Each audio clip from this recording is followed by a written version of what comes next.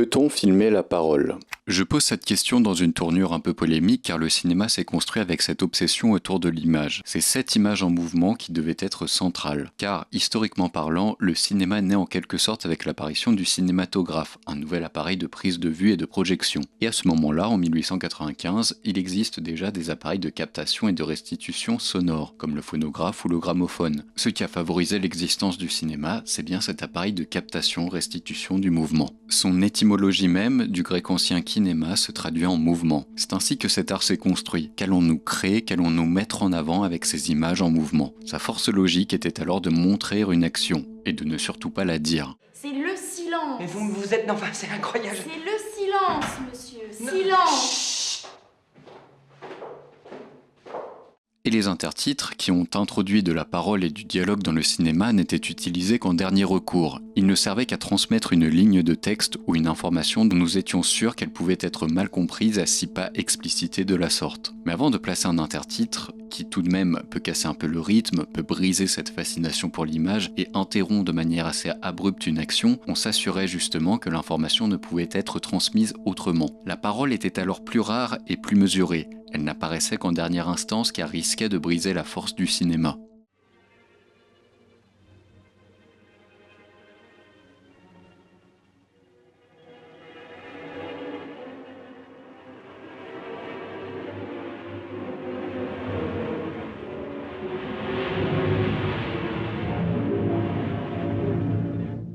Les grands réalisateurs et réalisatrices de cette époque qui ont théorisé et participé à la reconnaissance du cinéma comme art à part entière ont justement misé uniquement sur cette force de l'image. Que ce soit la juxtaposition de séquences chez Eisenstein ou dans le travail de Dziga Vertov qui culmine avec L'homme à la caméra, on retrouve cette même idée que l'essence du cinéma est avant tout dans son image. Vertov pousse même la chose à l'extrême. Le cinéma le plus pur pour lui est une expérience de phénomène visible et ne repose donc sur aucun intertitre, aucune histoire, aucun décor et aucun acteur. Et ainsi, il y aurait un langage cinématographique absolu et international car dépouillé de toute littérature, de tout théâtre et de toute dramaturgie. Et c'est vrai que dans L'homme à la caméra, ça marche tout de même très bien. Par l'action, on perçoit de la tristesse, on perçoit de la joie, on perçoit de la fatigue, de façon, je pense, universelle, et il n'est pas nécessaire d'utiliser la parole ou un langage parlé pour transmettre l'information. Plutôt que de dire, d'écrire, exprimer une information ou une émotion, plus simplement, on la montre.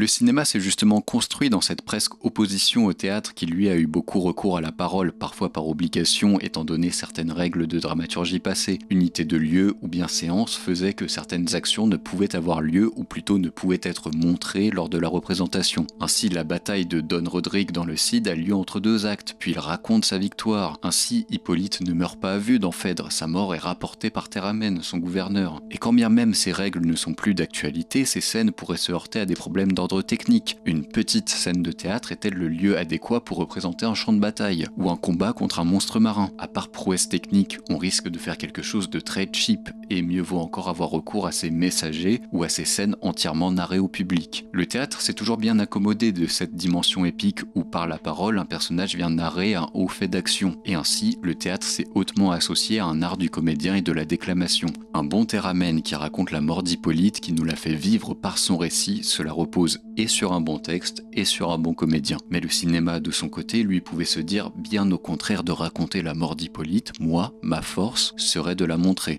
Pour apaiser mon sang et mon ombre plaintive, dis-lui qu'avec douceur il traite sa captive, qu'il lui rende.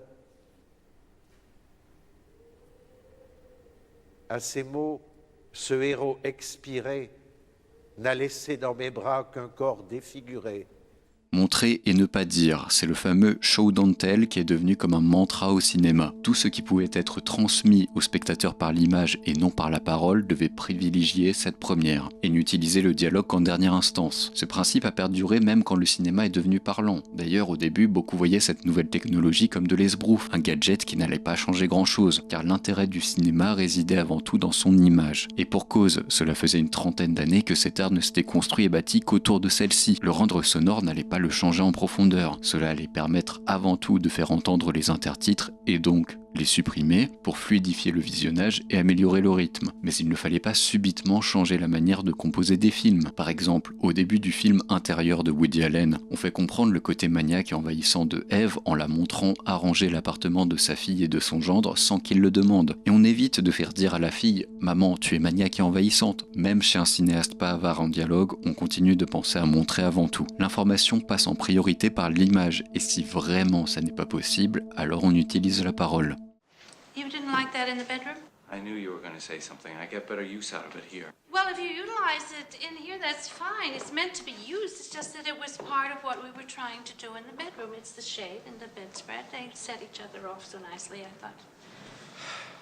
Très généralement, cette idée de penser image et mise en scène avant de penser dialogue est quelque chose qui fonctionne quand elle est appliquée par un bon ou une bonne cinéaste. Car à trop appliquer de façon simpliste le show don't tell, on se retrouve parfois avec des films au dialogue purement explicatif, informatif ou à fonction de blagues, un fait récurrent dans des films à grand public hollywoodien. C'est ce qui fait qu'Eric Rohmer, à la fin des années 40 déjà, avait regretté ce qu'il qualifiait de cinéma sonore. Lui préférait un cinéma parlant. Car malheureusement à ses yeux, le cinéma n'a fait qu'intégrer du bruitage et n'a fait que rendre sonores les intertitres, alors que la parole pouvait trouver une place nouvelle. C'est tout le travail qu'a entrepris Eric Rohmer dans sa carrière de cinéaste, celui de s'autoriser à filmer la parole, car la parole aussi est action. Le cinéma a mis plus de 30 ans à apprendre à se passer de la parole. Il est normal que depuis 18 ans, il n'ait pas encore trouvé le moyen de s'en servir. Je veux parler de la méfiance que les meilleurs réalisateurs éprouvent en général à l'égard de ce pouvoir du langage qui lui est essentiel, celui de signifier. Le cinéaste cherche justement à briser cette prétendue dichotomie. L'action serait purement kinésique et la parole purement descriptive et passive. Or, la parole et tout ce qui s'y rapporte est action. La manière dont on s'exprime, le volume sonore, le niveau de langage, si on coupe la parole ou non, si on développe nos idées ou si nos réponses sont laconiques, si l'on ment ou dit la vérité, tout cela est action. Et finalement, la parole est bien plus que son simple contenu. La parole est bien plus que ce qu'elle dit. Parler est un comportement humain, une action donc, que l'on peut tout à fait s'autoriser à filmer sans pudeur, tant que l'on articule celle-ci avec un sens de la mise en scène. Et peut-être justement d'autant plus que dans nos vies, nous parlons bien souvent de manière non efficace, je dirais. Pas forcément d'informations quelconques à transmettre directement, juste parler car son action même est efficace pour sociabiliser. Tu sais qu'à un moment, j'enseignais à Orléans.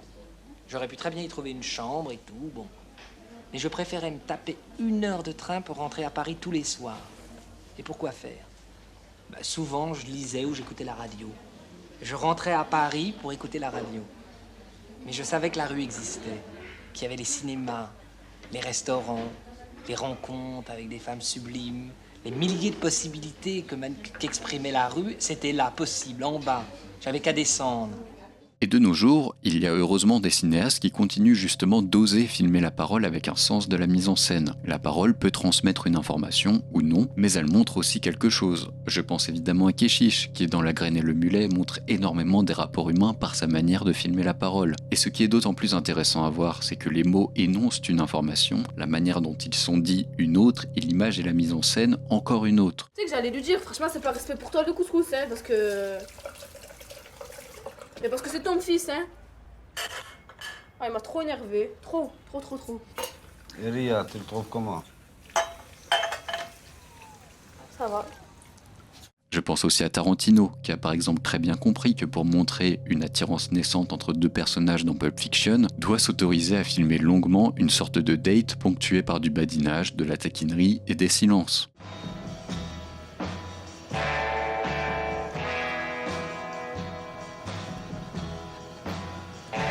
Don't you hate that? Hey, what? Uncomfortable silences.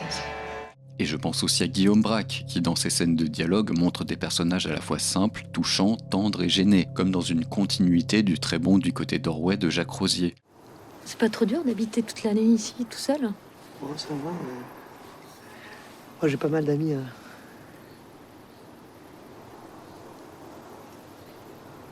Et toi? Toi, tu vis seul? Ouais.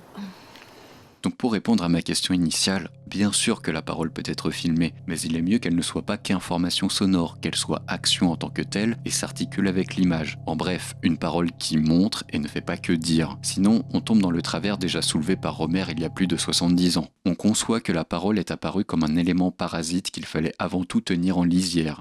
Et la présence simultanée de ces deux langages a abouti en chacun d'eux à un affaiblissement certain de leur pouvoir de signifier. Non seulement, comme on vient de le voir, le mot fut traité comme son, mais l'élément visuel comme simple cadre ou décor.